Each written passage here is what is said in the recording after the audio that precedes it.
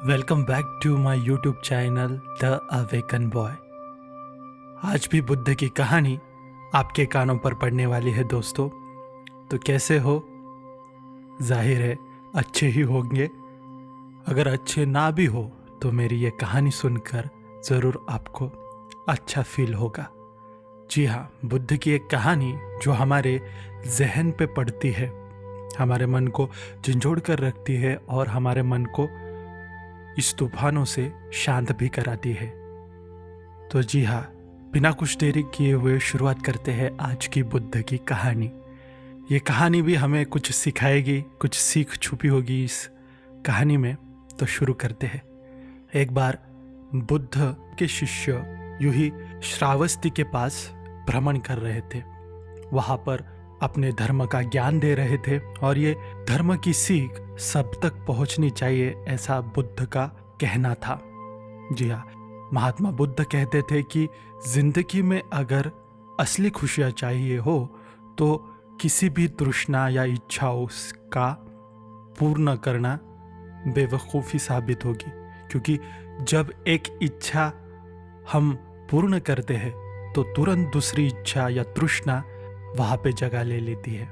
तो यही धर्म की सीख बुद्ध के शिष्य दे रहे होते। लेकिन रास्ते में एक आदमी लेटा हुआ होता है।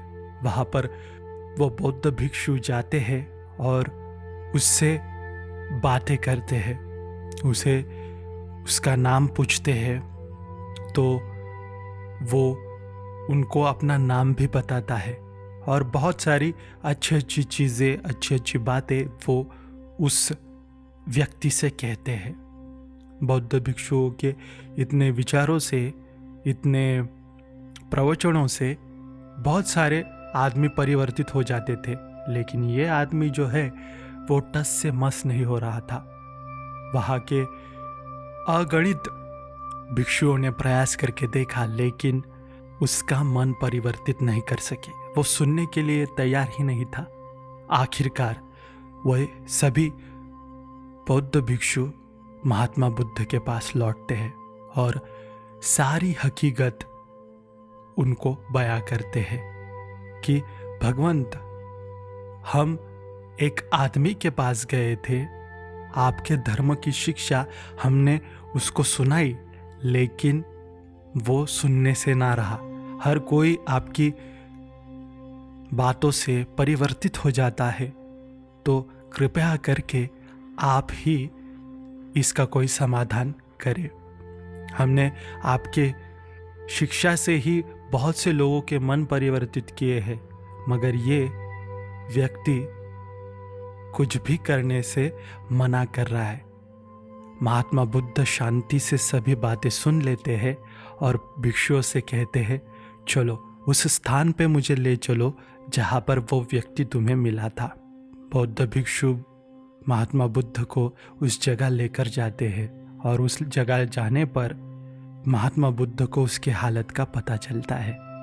वो, उसका शरीर बहुत ही जर्जर हुआ होता है, बहुत ही अशक्त शरीर के साथ वो लेटा हुआ होता है। महात्मा बुद्ध पहले उसे एक नदी किनारे ले जाते, पहले उसका स्नान करवाते हैं, बाद में उसे चीवर देते हैं परिधान करने के लिए और फिर उसे कुछ खाना खिलाते हैं। असल में ये ध्यान बौद्ध भिक्षु को ना रहा। तब बुद्ध उसे धर्म का ज्ञान देते हैं और वो बुद्ध के शरण में आ जाता है।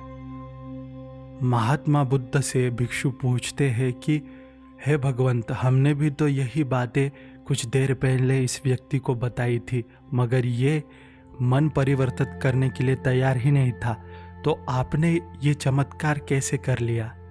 तब महात्मा बुद्ध भिक्षुओं से कहते हैं, जब तुम प्रवचन देने जाते हो तब उस इंसान की मनोधारणा, मनोअवस्था भी पहचाननी चाहिए।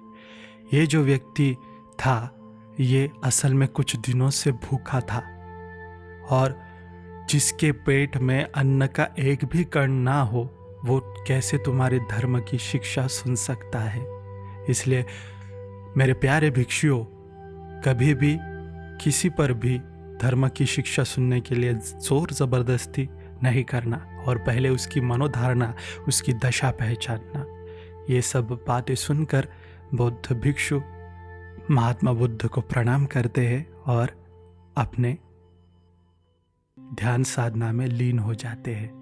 जी हाँ दोस्तों, हमारी ज़िंदगी में भी हम बहुत प्रयास करते हैं कि हम किसी का मन बदल पाए, हमारे बारे में अच्छा सोच पाए, ऐसी हमारी भी इच्छा होती है। लेकिन अगर उसकी मनोधारणा, उसकी मनोदशा हम समझ लेते हैं, जैसा कि बुद्ध ने इस कहानी में कहा, तो हम उसका मन परिवर्तित अवश्य कर सकते हैं। जी हाँ दोस्तों, ये कहानी आपको कैसे लगी ज़रूर मुझे कमेंट सेक्शन में बताना। आपकी कमेंट, आपके लाइक्स ही मुझे और मोटिवेशन देते हैं कि मैं ऐसी ही कहानी आपके पास लाता रहूं। मैं मिलूंगा बुद्ध की एक नई कहानी के साथ। तब तक के लिए अपना ख्याल रखिए, खुद से ढेर सारा प्यार कीजिए। ये कहानी आपके रिश्तेदारों के साथ, माँ बाप के साथ ज़रूर शेयर करना और देखते रहना द